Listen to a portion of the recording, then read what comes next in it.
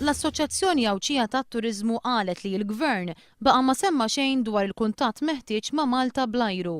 Qalet li l-Gvern lanqas ma semma xejn dwar it-tariffi proposti tal-GoZo Channel biex jinċentivaw it-turiżmu f'Għawdex matul ix-xhur tax-xitwa.